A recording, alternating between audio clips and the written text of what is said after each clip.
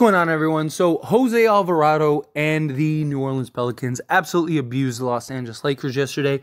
They got their revenge, right? Last time the Lakers played the New Orleans Pelicans, blew them out by 44 in the in-season tournament. They locked down and focused. Lakers now go to the New Orleans Pelicans. They can't buy a basket. They can't score the basketball, and New Orleans runs them out, winning by 20. Lakers now finish the year on a loss. Not only do they finish the year on a loss, but now they are officially 500 once again.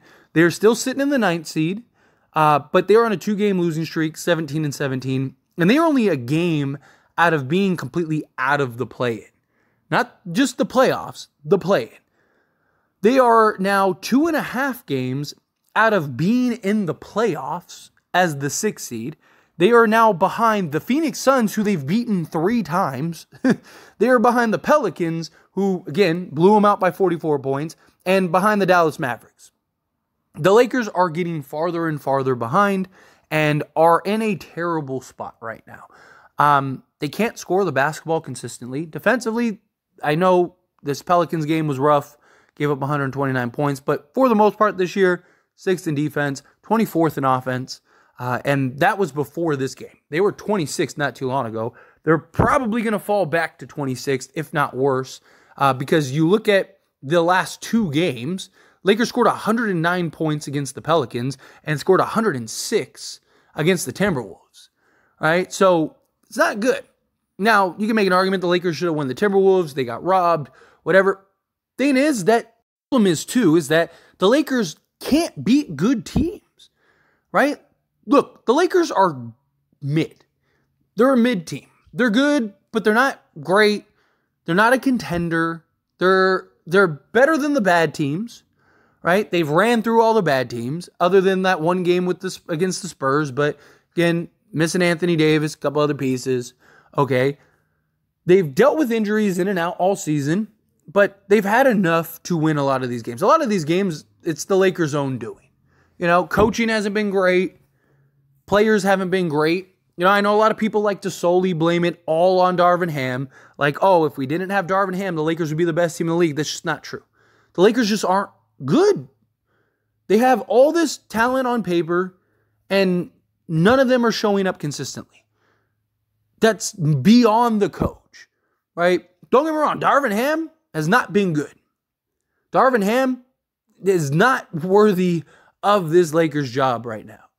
Could it change? Sure. Could the Lakers play better? Sure. But it's not looking good. The Lakers absolutely need a trade. I'm in the camp of Zach LaVine. I think he solves like 70% of your issues. I have said repeatedly why I think Zach LaVine should be a Laker and why I like him over DeJounte Murray. So go watch any of the live streams or videos that I've made about it if you want my opinion, because I just don't want to dive in too heavily again. Because there's just a lot of other stuff to talk about.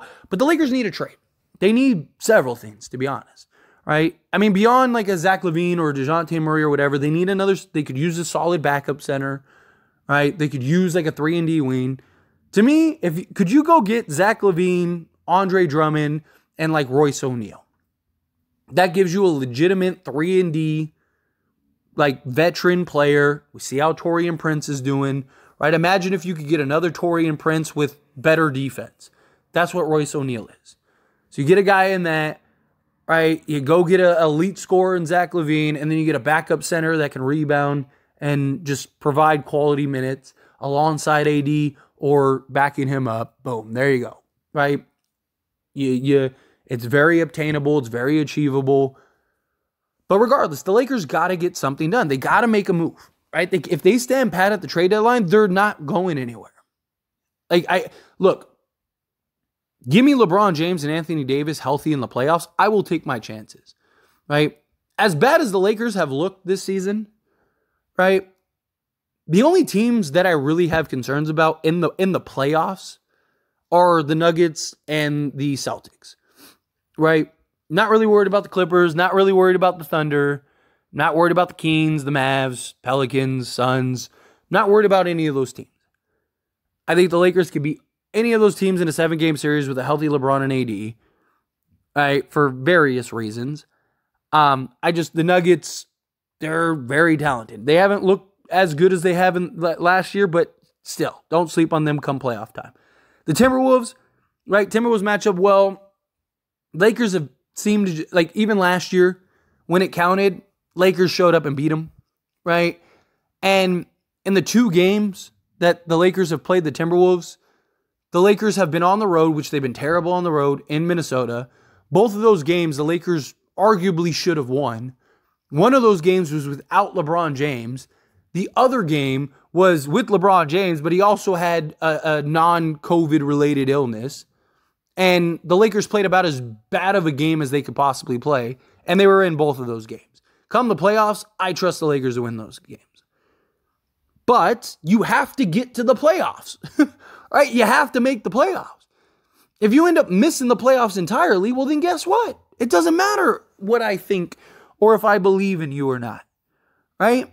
And will the other guys show up? The other guys still have to show up. The only reason I kind of lean towards they would is because we already kind of saw them in a playoff atmosphere, playoff environment, and they all picked it up, right? They all moved it up a notch. Plus, you know, again, saying the team is stand pat. We've seen Austin Reeves elevate and play better in the playoffs. Seen Rui do the same thing. Gabe Vincent, if he's healthy, is a guy that elevates in the playoffs. Taurean Prince, he's a guy that, even for the Timberwolves last year, elevated in the playoffs. So we have, 4 guys that I believe would play better come playoff time. But I still wholeheartedly think the Lakers need to make a trade. Even when the Lakers win games, right? You look at the games that they win and it's like, yeah, they could use a trade. They just don't have anybody that can consistently just go get you a bucket with ease. Everybody on this roster either has to work hard for their offense or they have to be set up, right? Like, none of the guys you can just give the ball to and just go get a bucket. Obviously, I'm excluding LeBron James and Anthony Davis, but go get a guy like Zach LaVine who can do that, right? That could just go get you absolute buckets and you're fine.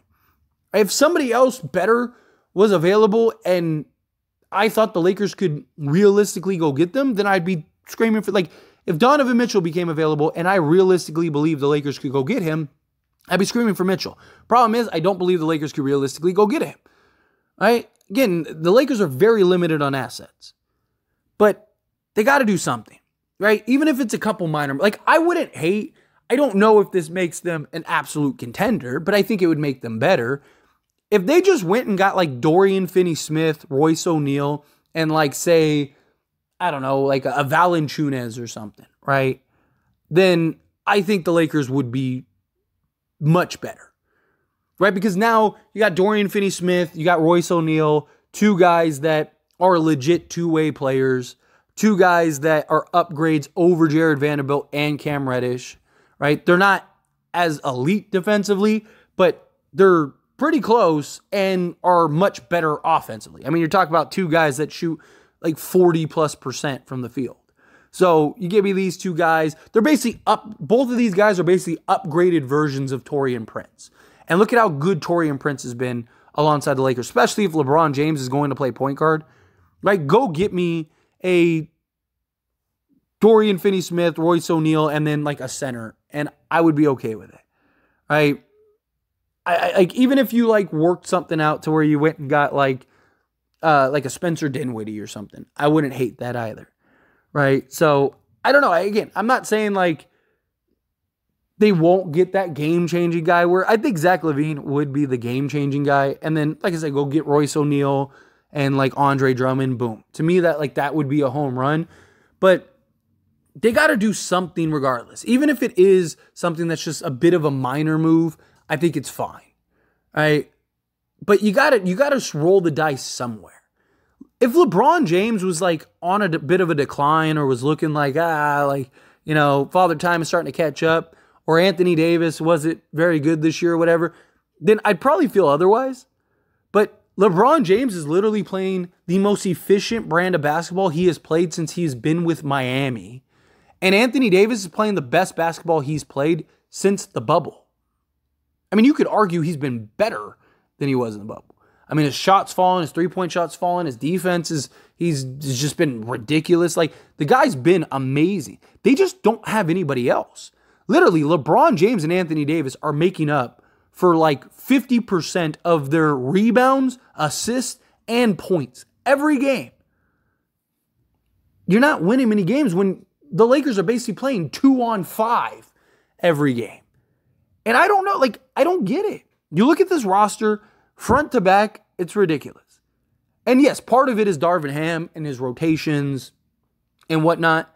But part of it is just guys aren't playing basketball. Again, this isn't all on Darvin Ham. He's part of the problem. Don't get me wrong. But it's not like the Lakers get rid of Darvin Ham and all of a sudden the Lakers are the best team in the league. I still don't think that they're a contender. Assuming the guys continue to play the way that they're playing. But you got to do something. Lakers have to do something. They're not a good basketball team right now. They're just not. It pains me. I hate it. I hate to say it. But they're just not a good basketball team.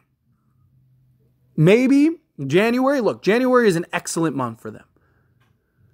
Right? You start January on a 5-game homestand. 11 of your first 12 games are all at home because your only road games are against the Utah Jazz in Utah, and then you have a game against the Clippers on the road, which is basically a home game. So the Lakers are going to get extra rest, not going to have to deal with all this travel. They have very winnable games on this road stretch. Even the road game against like Utah and stuff are very winnable games. January could be a month in which the Lakers easily gain ground. But the problem is, will they? Right? Like, I want to say, like, man, yeah, by the end of January, Lakers will be, 8 games over 500. Right? And you look at their schedule and it's very obtainable. You start the month off all home, by the way, which the Lakers have been very good at home, with the Heat, which I think are very beatable, Grizzlies, which I think the Lakers can beat, Clippers, we'll see. We just beat them, and they've had our number the last few years, right? But then the Raptors, very beatable. The Phoenix Suns, who we've beaten 3 times. The Utah Jazz. Like, in that stretch, you could easily go, like, 5-1 in your first 6 games of January. At worst, 4-2. All right, like, let's say you lose to the Clippers and the Suns finally beat you. Right? Okay, then there's 4-2. Then you come back home and you got the Thunder, who you've already beaten and shown you can beat them on the road, which is arguably their most notable win. Dallas Mavericks, who you should have already beaten twice. The Brooklyn Nets, who are very beatable. The Portland Trail Blazers, which should be a win. So there's another 4 games in which you should win at least 3 out of those 4. So let's say you go 4-2 on that first 6 games, and you go, 3-1 or whatever on that second stretch, right? Well, now you're like 5 games over 500, and you still have like half the month. You got the Clippers, the Bulls, the Warriors, the Rockets, the Hawks. The Hawks, the Rockets, the Warriors, the Bulls are all very beatable teams. Are all teams that the Lakers should beat. You already lost to the Bulls once, and that Bulls game will be at home. The Lakers could gain a lot of ground in January. But will they? That's the problem. Will they play their brand of basketball? That's the problem. So far, the Lakers have been mid, and it's disappointing. But it's a new year. It's the Kobe year, right? 2024. We're here. Let's go turn this season around. Let's go do this. I believe in the Lakers. Get through January, get to the trade deadline, make a couple moves, even if they're just minor moves that upgrade positions of need. Let's go. But anyway, as always, this is a discussion, so I pass the question on to you. Let me know your thoughts and opinions down in the comments below. Do you agree with me? Disagree with me? However you feel, whatever your thoughts are. I'd love to hear your thoughts and opinions, so let me know down in the comments. That being said, if you haven't liked this video, hit that like button. It helps me out a lot. Lets me know you enjoy these types of videos. Truly appreciate it. If you're not subscribed to the channel, hit that subscribe button. Turn on the bell notifications. Appreciate y'all. See you in the next one.